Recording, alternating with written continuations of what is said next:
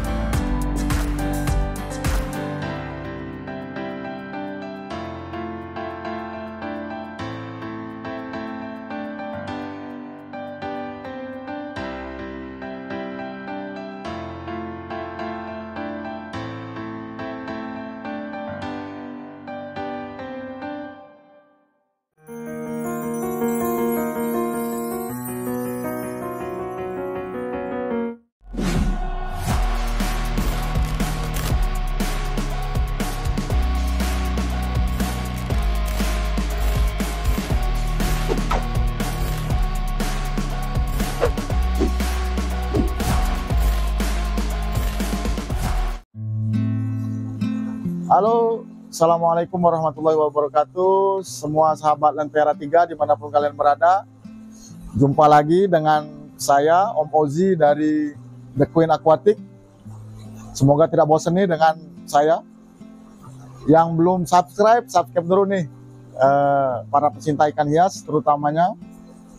Channel ini di channel Lentera 3. Di sini banyak edukasi dan informasi mengenai ikan hias, seputar ikan hias di Indonesia. Di pertemuan kali ini, suasana yang baru, kita berada di farm kami yang baru setelah bencana kemarin.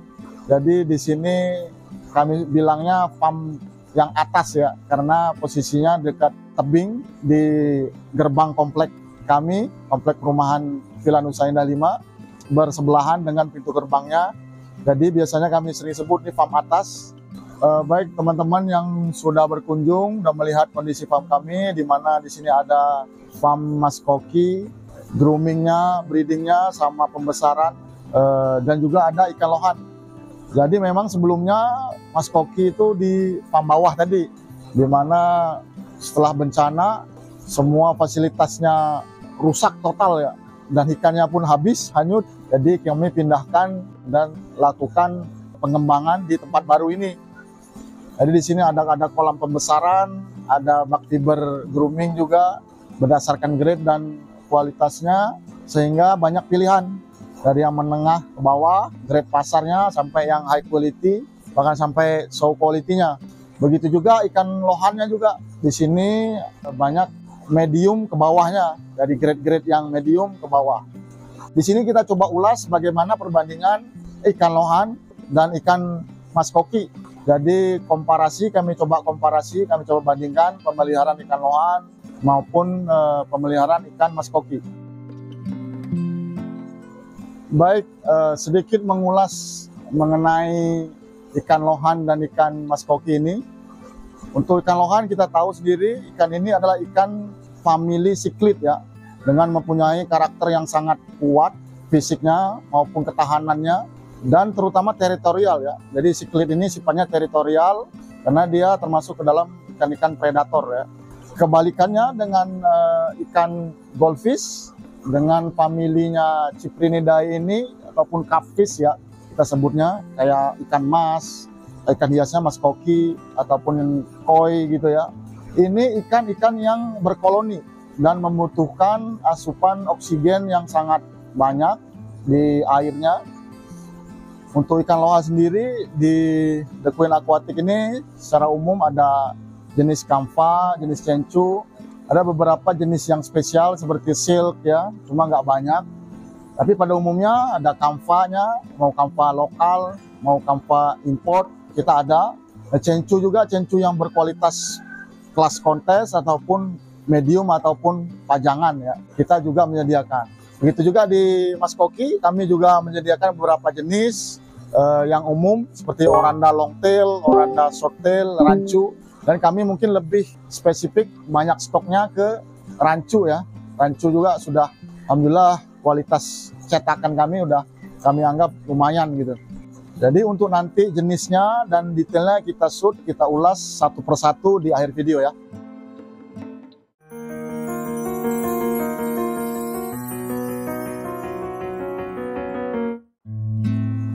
Baik, sedikit informasi yang sudah nonton di video sebelumnya, kita syuting di farm bawah. Fasilitas tersebut di farm yang bawah kami khususkan ke grooming ikan lohan. Rata-rata di farm bawah ini ikan-ikan lohan yang untuk kualitas show atau kualitas kontes ya. Kebalikannya di farm atas ini kita banyak mas koki dan lebih luas ya. Dari fasilitas pun lebih besar sehingga kita rencanakan ataupun kita prioritaskan untuk farm yang lebih sifatnya edukatif ke family ya. Teman-teman yang suka bawa anaknya, keluarganya, sore-sore datang lihat ikan bersama keluarga, bersama anak-anaknya. Jadi di situ ada unsur edukasinya ke anak-anak kita, mencintai binatang atau menyukai ikan hias ini. Jadi anak-anak lebih tertarik ya dari lihat ikannya, airnya. Dan di sini bisa langsung belajar praktek. Bagaimana sih sistem filtrasi yang baik, bagaimana sih perawatan ikan yang baik, sehingga teman-teman juga tidak khawatir dalam nanti after buyingnya, setelah membelinya bagaimana sih, gitu loh, perawatannya, bagaimana groomingnya. Jadi di sini kita coba edukasi ke teman-teman para pecinta ikan hias, nggak cuma hanya membeli dan selesai gitu. Jadi kita coba edukasi, saling interaktif sama customer. Baik, buat teman-teman yang baru ataupun baru mau ingin memulai memelihara ikan hias, terutama ikan hias mas koki, kita akan bertanya nih ataupun mengulik sedikit ke teman-teman apakah sarana prasarana sudah siap nih sebelum teman-teman membeli ikannya. Jadi nggak cuma asal beli, tempatnya belum siap atau pasarannya belum maksimal dan akhirnya ikannya mati ataupun gampang mati ya. Jadi kita coba edukasinya. Dibandingkan ikan lohan, mas koki ini sedikit kompleks ya, lebih complicated, banyak hal yang harus kita siapkan gitu sebelum teman-teman membeli ikannya. Kalau ikan lohan mungkin taruh ikannya saja dengan air ataupun dengan tanpa pompa, dengan pompa aerator saja, dengan pompa angin aja udah cukup. Kita siapkan satu akuarium, taruh ikannya dengan air sudah cukup dan ikan bisa hidup. Berbeda halnya dengan mas koki. Mas koki ini membutuhkan sistem filtrasi yang maksimal agar ikannya bertahan ataupun sehat. Jadi teman-teman nih sedikit banyak nih langsung mengulas nih, kenapa ikannya saya beli sebentar sudah mati. Mungkin tadi sistem filtrasinya tidak maksimal. Jadi kita akan bertanya dulu kepada teman-teman yang datang nih, apakah akuariumnya sudah siap, apakah filternya sudah maksimal, bagaimana sistem filtrasinya. Jadi kita ajarkan, kita informasikan, menyiapkan fasilitasnya, sarananya sebelum teman-teman membeli mas koki. Jadi teman-teman yang sudah kesini bisa langsung lihat ya bagaimana sistem filtrasi kita, apakah peralatannya gitu dari lampu UV, sistem filtrasinya dari chamber pertama, sistem mekanis, biologis dan seterusnya, sehingga teman-teman bisa langsung praktek apa saja susunan media filter yang ada pada tank ataupun palut pembesaran kita. Jadi dari chamber pertama, kedua, ketiga, keempat Ini sangat sederhana, dari media-media yang sederhana dan murah. Di chamber pertama yaitu jaring nelayan sebagai filter ataupun media mekanisnya, filter mekanisnya. Kedua ada batu apung sebagai filter biologisnya, dan karang jahe sebagai penstabil pH air dan mineralnya. Kemudian lampu UV di chamber terakhir sebelum diolah lagi ke kolam utama. Begitu seterusnya untuk menghasilkan kualitas air yang baik.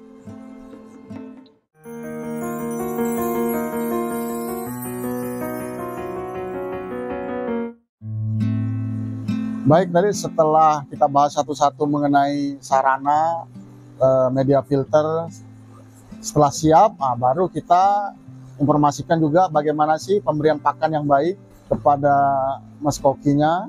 Jadi teman-teman ada bayangan, nggak harus blank ataupun tidak asal-asalan, tidak ada panduannya gitu ya.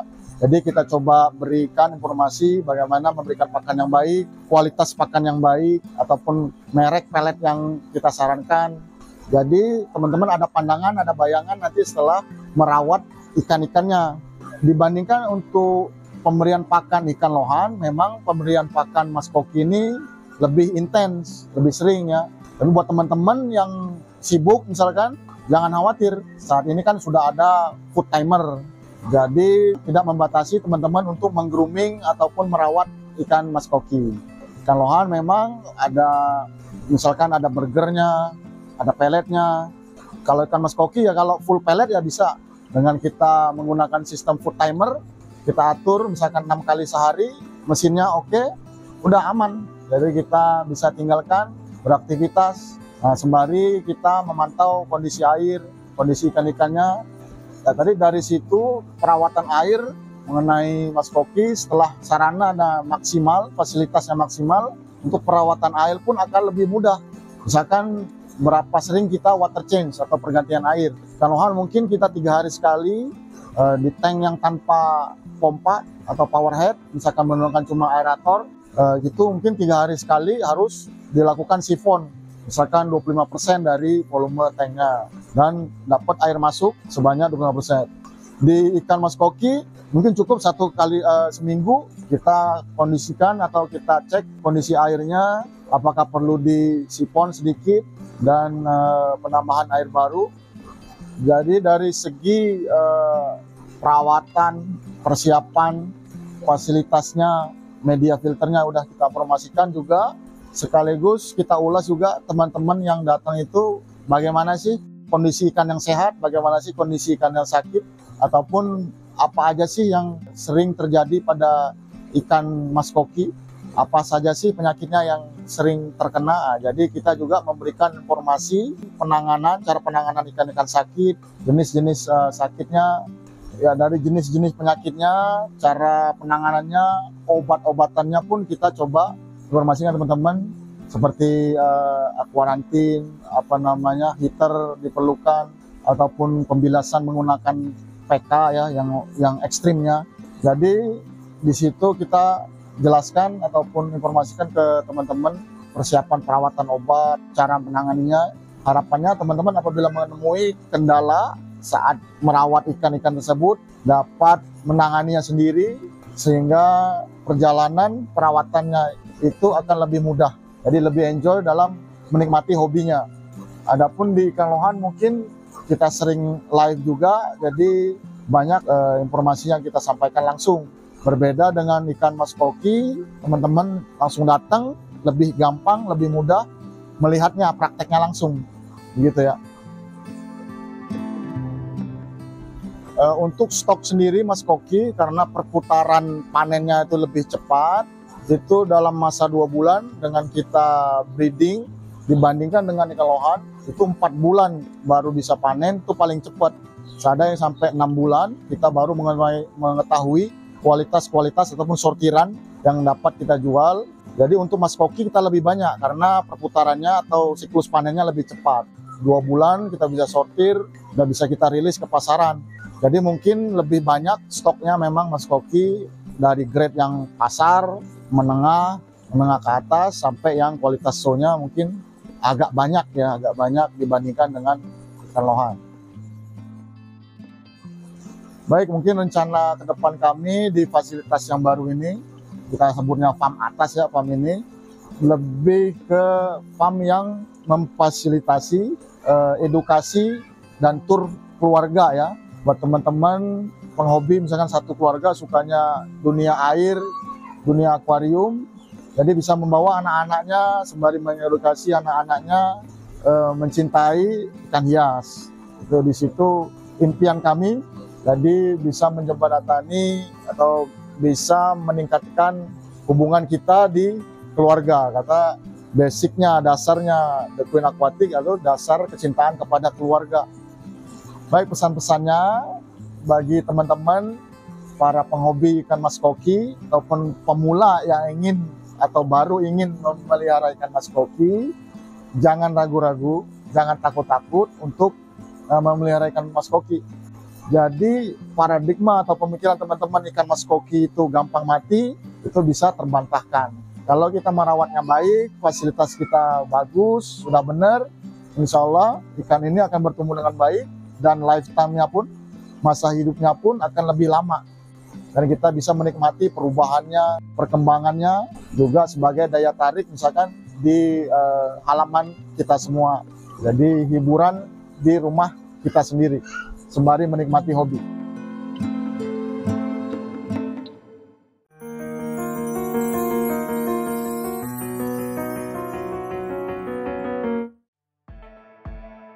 Baik teman-teman, ini salah satu jenis oranda yang kita punya. Stok kita nih jenisnya oranda longtail. Kelihatannya jenis kelaminnya ini female nih, betina. Ini betina. Ya lumayan. Ini siap dipajang dengan ukuran lumayan gede, lumayan besar. Genetiknya super jumbo deh. Terus gede tangan saya, hampir sama. Ya, ini salah satu oranda longtail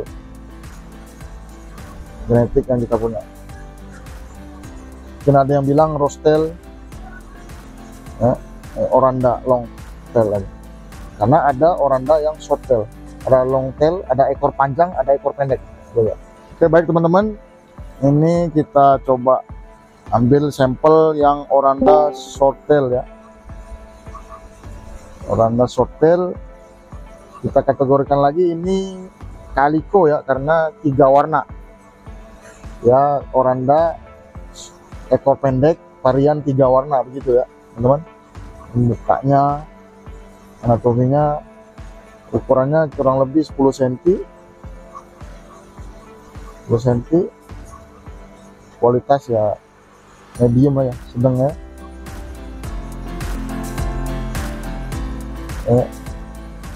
Umurnya kurang lebih 4 bulanan nih, size 10 cm ya. Variannya 3 warna, calico, putih, hitam, orange ataupun merah.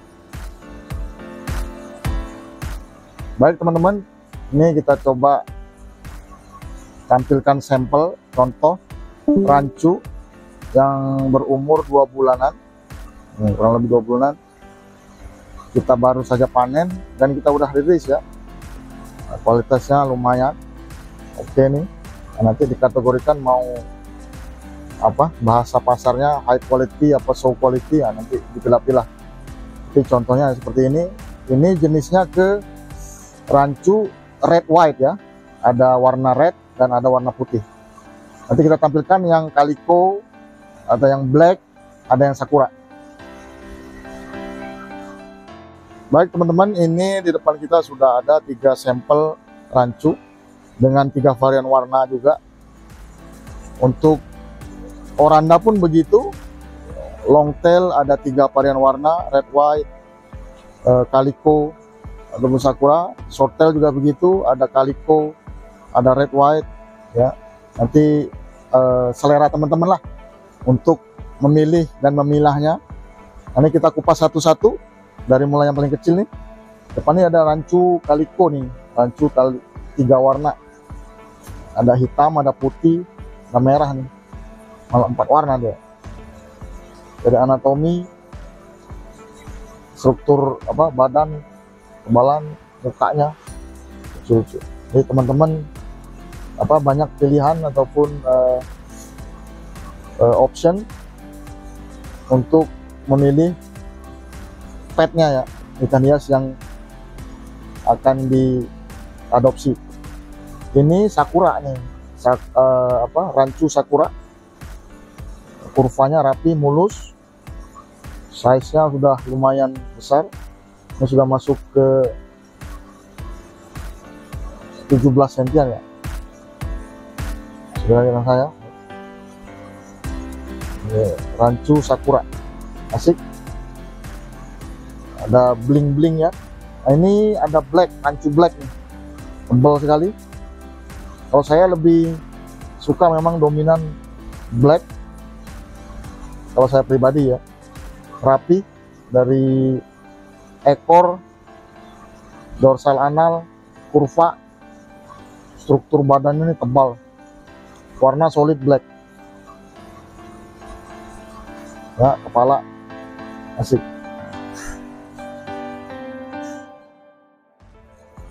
Mungkin itu saja, sudah cukup panjang lebar kita mengulas bagaimana perbandingan merawat ataupun memelihara ikan mas koki dengan ikan lohan. Jangan lupa tonton video ini, bagikan ke teman-teman Anda yang belum subscribe Lentera 3, subscribe Lentera 3, share sebanyak-banyaknya, bagikan sebanyak-banyaknya. Untuk teman-teman yang pengen tahu, pengen tanya-tanya seputar mas koki dan ikan lohan, jangan lupa follow akun sosial media kami. Ada Instagram thequeenaquatic.id, ada TikTok channel The Queen. Ya, di sana ada nomor kontak kita, WhatsApp kita, nanti langsung japri. Jangan lupa tonton video Lentera 3 berikutnya. Di situ kita akan mengulas lebih lanjut bagaimana kualitas ataupun grading dari ikan mas koki, dan mungkin sedikit mengenai filtrasinya kita coba ulas di video berikutnya. Tonton terus channel Lentera 3. Bye bye. Assalamualaikum warahmatullahi wabarakatuh.